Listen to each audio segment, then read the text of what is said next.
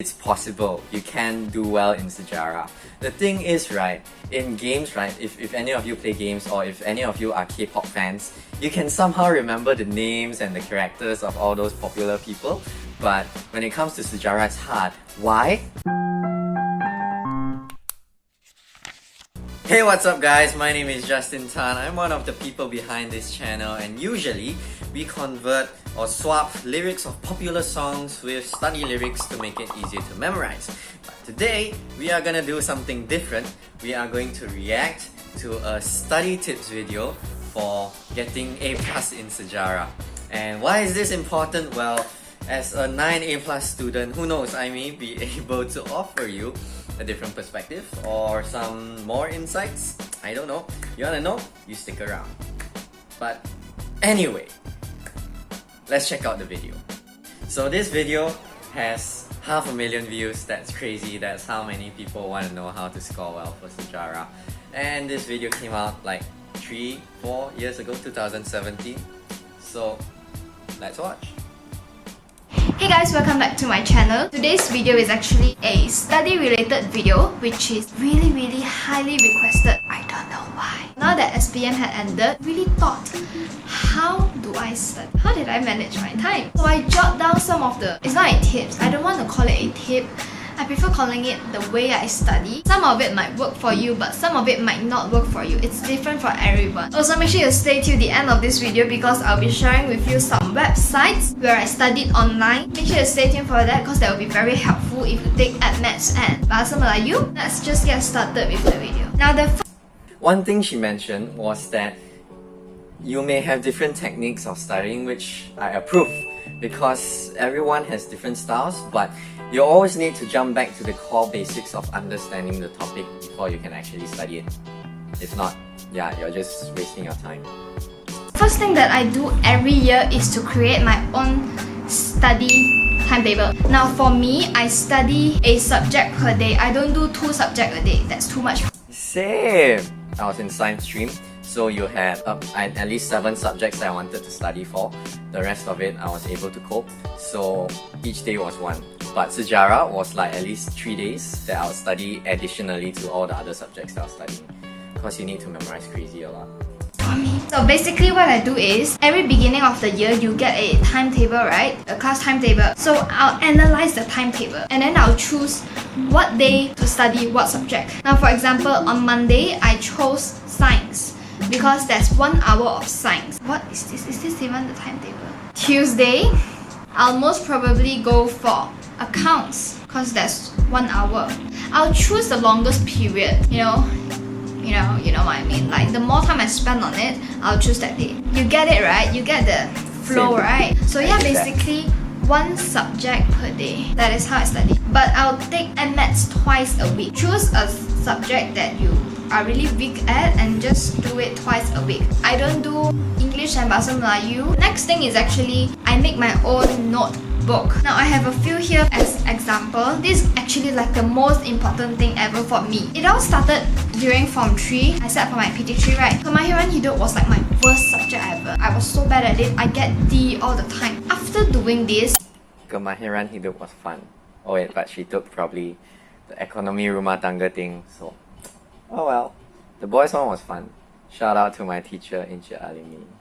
I eventually got an A for my PT3 and the trials. After that, I did all my notebooks every year. What I mean by notebook is, as you can already see, I just jot down those that I always forget. On the day of the exam, I was just holding this. I was just relying on this and it really did help me a lot. So basically, whenever I do activity books and stuff, whenever I get wrong for a question, I will just like jot it down in my notebook. Those that are not in the textbook or the note that my teacher gave, it's all in here. I'll show you my Form 4 and Form 5 one. Some like this. But I don't really use this that much. Now for this book, I really did separate it according to subject. Okay, how I do it. Even for science, things that I always forget and random notes that are not in textbook or the note that my teacher gave, all will be in here. Okay, she makes a very good point there. Because personally, I'm not a notes kind of guy. I I'm lazy to take notes. I'd rather not take notes because it's just not what I want to do. But before SPM, I decided to make notes for SEJARAH, and I found it really helped me. Why? Because when you make notes, don't just copy for the sake of copying, for the sake of making notes. Make notes by actually taking note of what is important and what you want to remember. Because once you process it in your brain, then you can easily tell other people about it compared to if it's just in your brain. For example, right, when the teacher is teaching, and sometimes you'll be like, oh yes, I understand this. But later on, after the class finishes, when your friend asks you, so what the teacher say? You kind of remember it, but you kind of don't. So in a sense, making notes helps you to process it, which is good, which is helpful.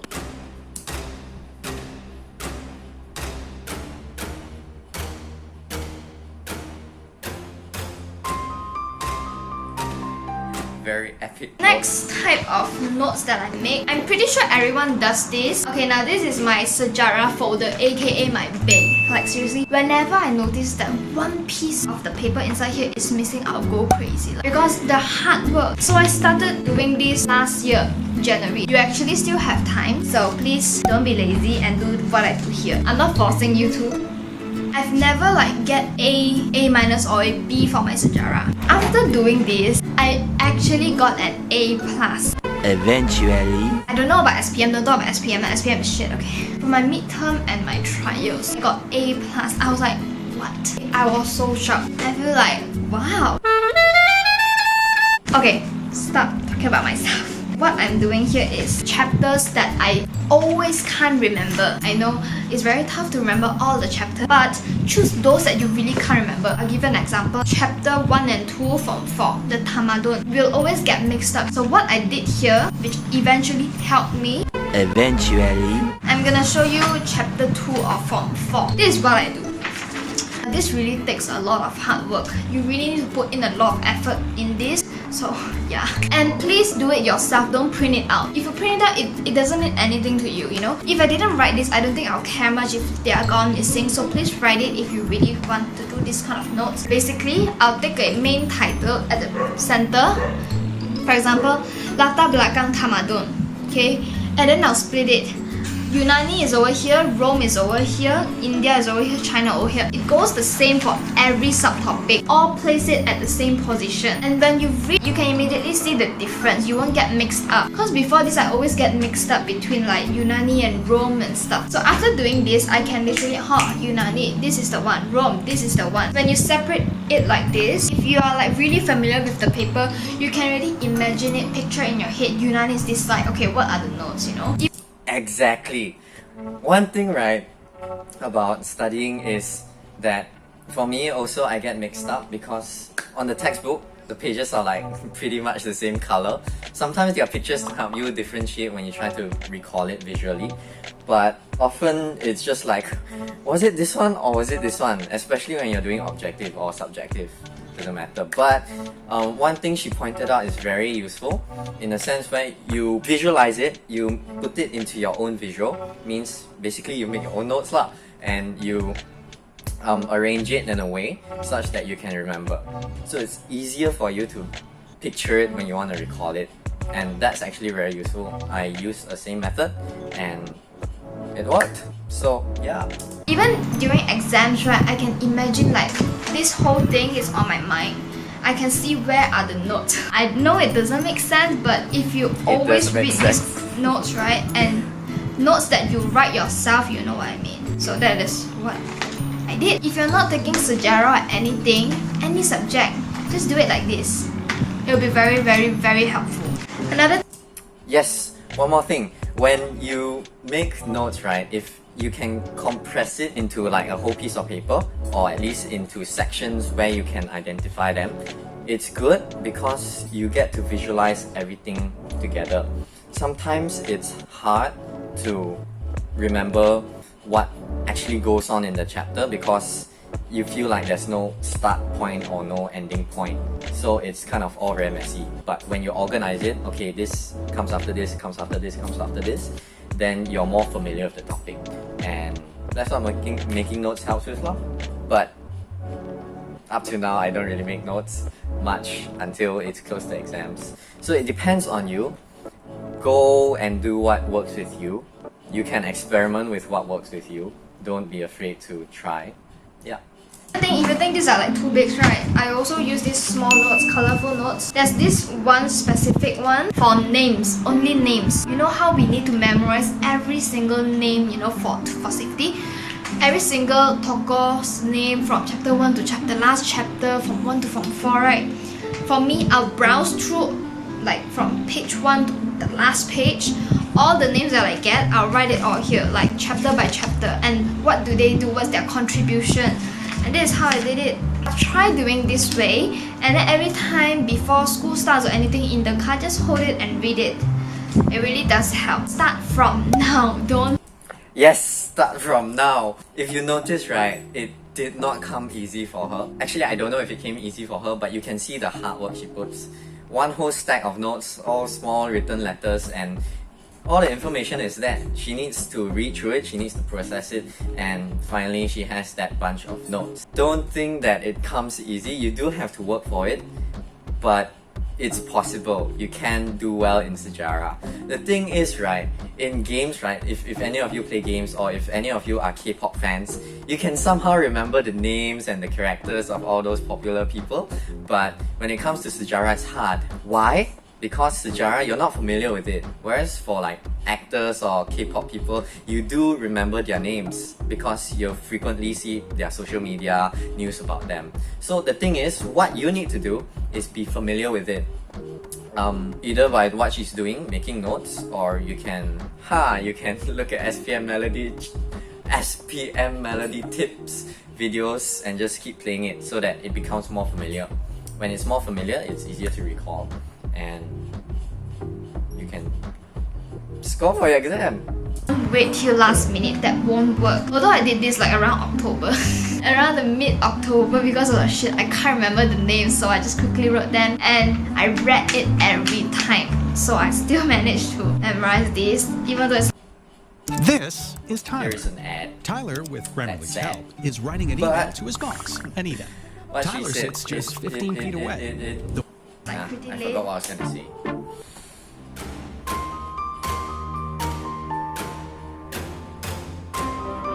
Epic.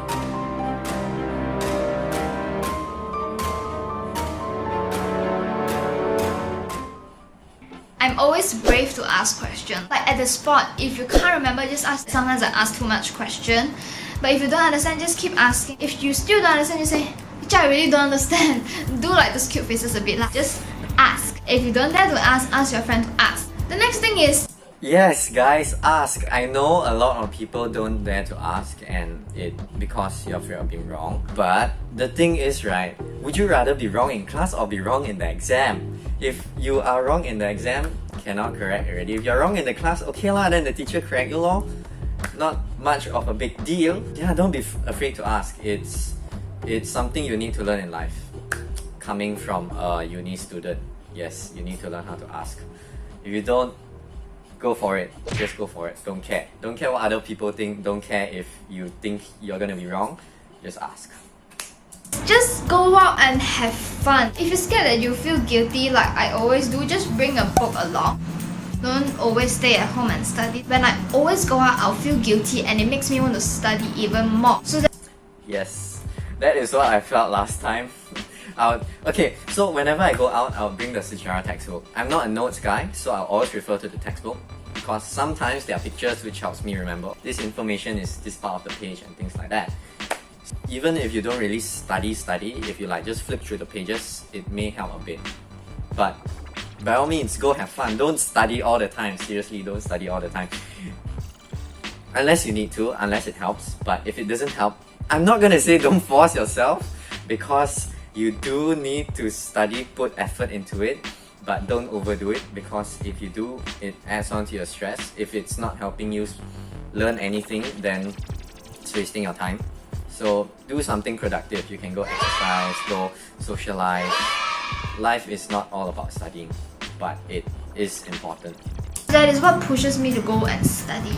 So that is how I do it. If you feel uncomfortable sitting at your study table, just move around. Like, I prefer coming to my balcony and sit on a chair, on this chair in a very weird position, just to memorize some of the things. I always change my position, sitting position, change my study location. I always study in the kitchen or the sofa. I always change, I always walk around. I can relate. Sometimes it gets boring. It's like you're sitting in one place, it gets boring. So after I decide to, okay, I'm gonna change from lying down to sitting down, or sitting down to lying down, or standing up, or walking around, it does help because you're giving your brain a fresh new environment to work in, and it's refreshing lah, and it helps. Yes, it helps. Just do not be too serious. You get stressed. I always plan ahead. What I mean by plan ahead, wait, let me drink water. I'm so thirsty. When I'm waiting for my school bus, my head will be thinking right away, okay, when I reach home, I'm gonna study. I'm gonna start studying at 2 or maybe 3. I'll give some time for myself to rest. I'll study at 3. I'm gonna study till 6. I'm gonna... Hear that? You hear that, guys? Rest is important. Sleep is very important.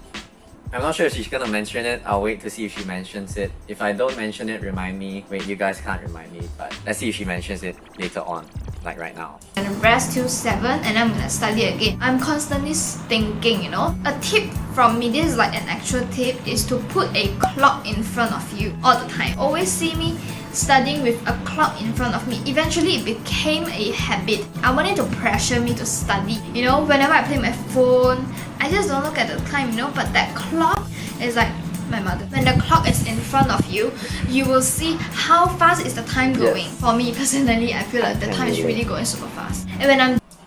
I can relate. What I did was I take my phone, I put on a timer, stopwatch. So right, if you guys feel like your phone is a distraction, you put your phone in front of you, you put on the timer or your stopwatch, and each time you finish one page, then you press lap. So you actually keep track of your time to see how fast you're going, and you will find out that putting a timer in front of you or something to remind you about your time won't really help you. It helps you keep track and not get distracted. Doing my work, I always time myself. Okay, 3:30, I'm gonna go and rest. 4 o'clock, I'm gonna do this, I'm gonna do that. The clock is constantly there. Even now, I can't study without a clock. Not the clock on your phone, like the actual clock. Next, phone usage. Oh.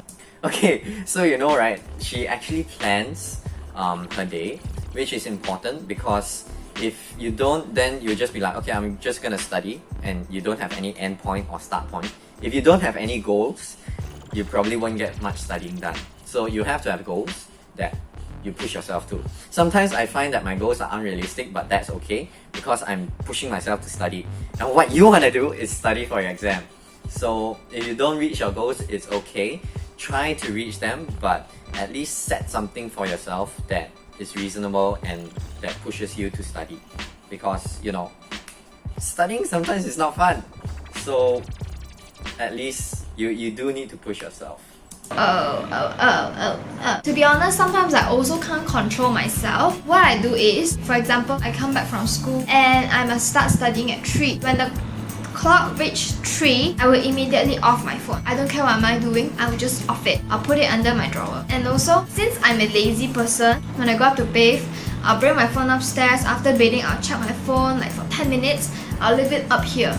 I won't bring it down because I'm a lazy person and I will definitely not come upstairs just to take the phone. Okay, also sometimes I will also pass my phone to my mom. I'll say, please help me to look after my phone. Don't let me use it. So I'll just give it to her. I don't take naps for more than 30 minutes. I don't. Actually, I only take Naps. Oh wait, yeah, she's talking about sleep. Okay, I remembered. But before that, phone, right? Yeah, if you want to use the stopwatch timer on your phone, that could help. Maybe turn off your data so that no notifications or messages come in. That is very distracting. Do what she did. I did it too. It works. Naps for 10 minutes. Actually, we only need 10 minutes of nap to freshen us up, to wake us up completely. So now I'm going to show you some Studying time is important, sleep time is important, you need rest. Some of the websites that I use for online studying or activities or anything. The first one is this Ymx YouTube channel. The YouTube channel name is this. this. I actually don't know how I found him. I think I was searching up like how to do this, how to do that. After that, his channel came. When he explained things to me, I can really understand. From no knowledge at all of that chapter, I became like, whew, I can do this. And also, he also discussed those past year questions on his channel. Next is a Bahasa Melayu channel. Is it Cikgu Sugus? Called Cikgu Sugus. Yes, he also it did is. save my karangan for SPM. I watched almost all of his video. Cool intros to use, strong Malay word to use, like all those kind of stuff. Go and check that YouTube channel out as well. Very helpful. Those are like my online teachers. I will leave some links in the description box as well to those websites where I did those questions, past year papers. Thank you for watching this video. Oh, it's at the end. Okay, wait. You know what she mentioned? Very important. What she did that she didn't really explain as a tip was being independent. So again, being independent is very important in studying because you can't expect to be spoon-fed all the time. You can't expect teacher to be like, okay, this is the past year question you do and then you can score for this paper. No, you need to realize, okay, so what do I need to do to improve my grades? If you find that you can't seem to understand what the teacher is teaching in class, sometimes teachers have a certain perspective or certain way of teaching you certain things. It may not work for you, so just go to YouTube. There's so many YouTube videos. There are other channels like SPM Melody Tips to make your studying easier through melodies, and there are lots of other teachers like she just showed. So be independent, find out what you need to learn, what you need to improve on. And when you change your mindset, okay, what do I need to do and not what the teacher is supposed to do for me, then you can actually get somewhere because you're finding out what your weaknesses are, how to improve them, and you start improving them. And once you do that, you're on your way to improving your grades. Video. I hope you guys enjoyed it. Leave a comment down below by sharing to everyone else about your personal tip. If you have any specific way of studying, just share it in the comment section down below. Help each other out because that will be good. Give this video a thumbs up if you find it helpful. Make sure to subscribe to my channel if you are new here. That will mean a lot to me. Just click that subscribe. That's it for today. Wow! If you have stuck around to this long, I hope some of the information was useful. Most of what she said was very good already. It's useful, you should listen to it, and you should try to develop your own study style that works. Learn to enjoy your studying life by making it your own. Don't conform to, I must study this way, I must go for tuition. Yeah, be creative. And that's all from me. Thank you for watching. Wait. Before that, if you do like this sort of content, do let us know in the comments. If you would like more of our previous study music videos, then do mention. We do know that there have been requests and we are working on it. We do have some that are in the midst of being made, so bear with us. Sorry for the long hiatus, but yeah, if you like this video or want to comment or want to share, don't do it. Seriously, don't do it unless you want to. So yeah, that's all from me. See you all for real this time.